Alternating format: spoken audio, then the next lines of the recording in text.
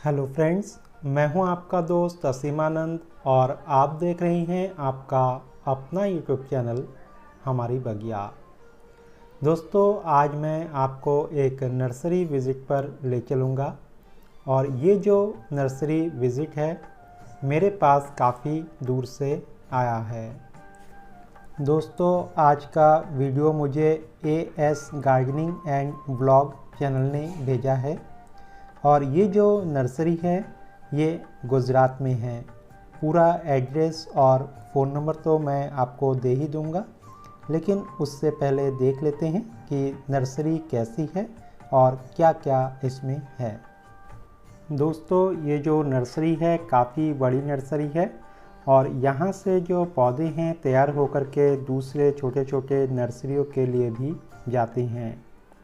Wing का आप देख ही रहे हैं कि किस तरह से यहाँ पर पेटियों में भरा हुआ है और ये सब जो है बाहर जाने के लिए रेडी हैं। इस नर्सरी में आप विज़िट के लिए आ सकते हैं, सारा दिन यहाँ पर आप अपना बिता सकते हैं। अगर आप थोड़े से ज़्यादा पौधे लेते हैं तो इस नर्सरी से आपको होम डिलीवरी की सुविधा भी मिलेगी। देखिए दोस्तों, जो डिफिन बेचिया है कितना सुंदर लग रहा है और बहुत सारे जो पौधे हैं वो है और जितने भी पत्ते हैं बिल्कुल फ्रेश नज़र आ रहे हैं। यहाँ आकर के कोई भी पौधा आप चुन करके लेकर के जा सकते हैं। यूँ तो दोस्तों बहुत सारे लोग ऐसे हैं जो कि नर्सरी नहीं आते हैं, फिर भी मैं कहूँगा कि यहाँ नहीं तो आसपास कभी भी आप पौधे लेने जाए तो नर्सरी विज़िट करके पौधे लाना ही सबसे ज़्यादा बेहतर होता है, क्योंकि सबसे जो अच्छा पौधा होता है उसका चुनाव करने का मौका आपको स्वयं वहाँ पर मिलता है। जबकि ऑनलाइन में पौधा कैसा होगा ये हम में से किसी को नहीं पता होता है और कई बार जब डिलीवरी होती है तो रास्ते में ही पौधा जो है टूट फूट जाता है या उसके मरने के चांसेस काफ़ी बढ़ जाते हैं। दोस्तों, जब भी हम किसी नर्सरी में जाते हैं और पौधे को ख़रीदते हैं तो पौधे खरीदने से पहले कुछ बातों पर हमें विचार अवश्य से करना चाहिए और वो विचार है, सबसे पहले आप अपने घर को देखिए, पौधे किस जगह में रख सकते हैं उसको देखिए और उसी के हिसाब से आप पौधे का चुनाव करिए। अगर धूप वाला एरिया आपके पास ज़्यादा है तो ऐसे में उस स्थान पर जो फूलों वाले पौधे हैं उनको आप लगा सकते हैं या जो फलों के पौधे हैं वो आप लगा सकते हैं। अगर आपके पास ऐसी जगह ज़्यादा है जहाँ की छाया रहती है तो ऐसे जगह पर फूलों के पौधे को लगाने का कोई भी फ़ायदा नहीं होगा। ऐसे जगह पर आप जितने भी पत्तेदार सुंदर पौधे होते हैं उन पौधों का चुनाव कर सकते हैं। स्पेस ज़्यादा हो तो आप फलों के पौधों का चुनाव कर सकते हैं। दोस्तों, इस नर्सरी में आपको बहुत तरह के सीमेंट के तो डिज़ाइनर पॉट मिलेंगे ही मिलेंगे, साथ ही जो मिट्टी के पॉट है बिल्कुल फिनिशिंग के साथ आपको यहाँ पर मिलेंगे और इसके अलावा जो प्लास्टिक और सिरामिक के पॉट है जो आजकल काफ़ी प्रचलन में आ चुके हैं वो सब भी आपको यहाँ पर ख़रीदने को मिल जाएंगे। बहुत सारे जो सजावटी पौधे हैं जिसको आप सेमी शेड में रख सकते हैं या हल्के धूप में रख सकते हैं, वो पौधे आपको यहाँ पर बहुत आयत में मिलेगी। दोस्तों, अगर आपका गार्डनिंग एरिया छोटा है तो ऐसे में छोटे छोटे पौधों का चुनाव करना ही ज़्यादा अच्छा रहेगा और अगर स्पेस काफ़ी बड़ा है तो ऐसे में आप बड़े पौधों का चुनाव कर सकते हैं।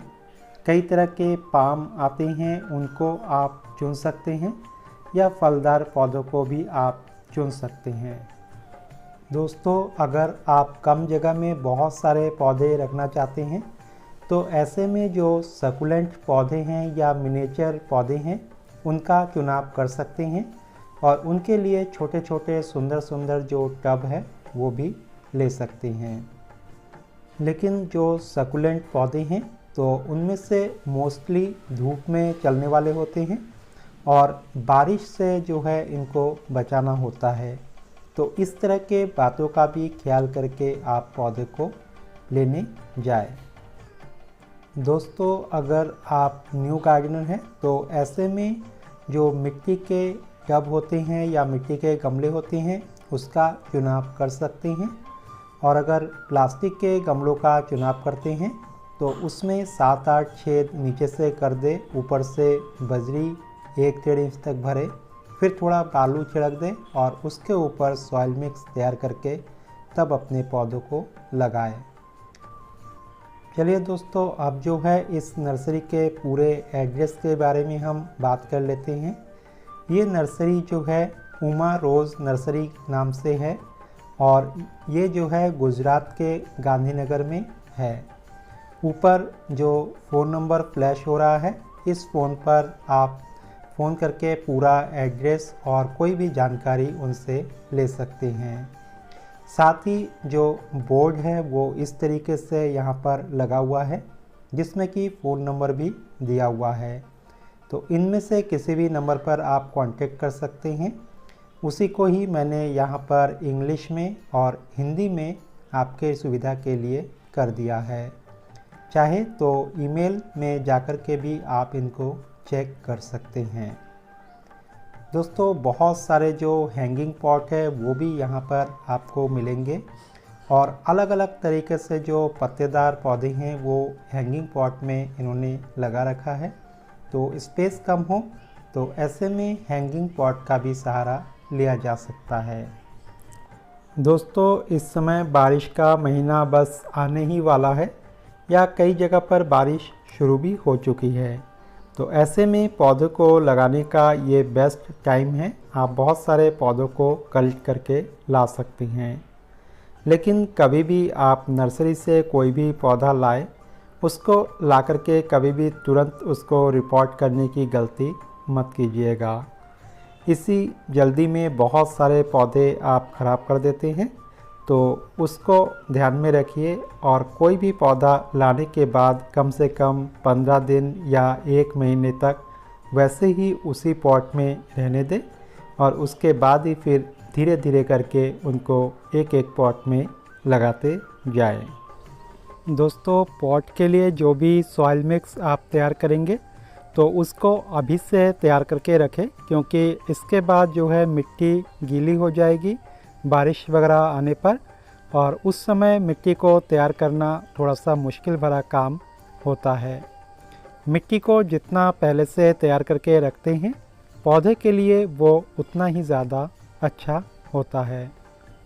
मिट्टी में आप 1 भाग मिट्टी, 1 भाग रेता और 1 भाग कोई भी कंपोस्ट ले सकते हैं, चाहे वो वर्मी कंपोस्ट हो, किचन वेस्ट का कंपोस्ट हो या गोबर की खाद हो, चाहे पत्तों की खाद हो।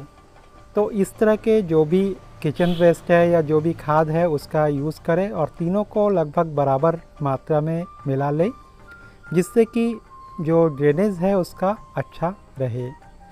दोस्तों, इस नर्सरी में आपको एक बहुत बड़ी रेंज सिरामिक पॉट की भी मिल जाएगी, जिसमें छोटे से लेकर के बड़े पॉट तक हैं।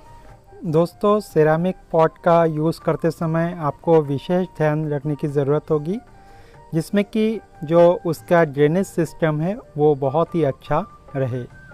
या कोशिश करें कि पहले मिट्टी के जो पॉट है उसमें आप पौधे को लगा दें और उस पॉट को पकड़ करके सिरामिक पॉट के अंदर डाल दें।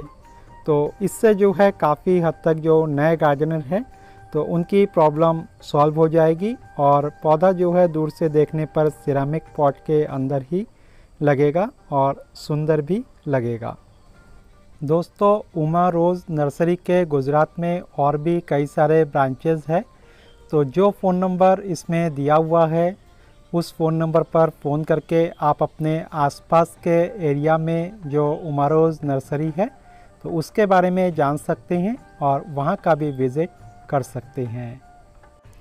दोस्तों, अगर आप आउटसाइड के लिए जो पौधे हैं वो नर्सरी से लेने जा रहे हैं तो नर्सरी वालों से ज़रूर पूछ लें कि बारिश में जिन पौधों में कम नुकसान होता है या बारिश का असर नहीं होता है, तो ऐसे पौधे का चुनाव जो है वहाँ पर करें, क्योंकि बहुत सारे ऐसे पौधे होते हैं जिसको कि बारिश से बचाना होता है, अदरवाइज़ उसके जो रूट्स है वो सड़ जाते हैं।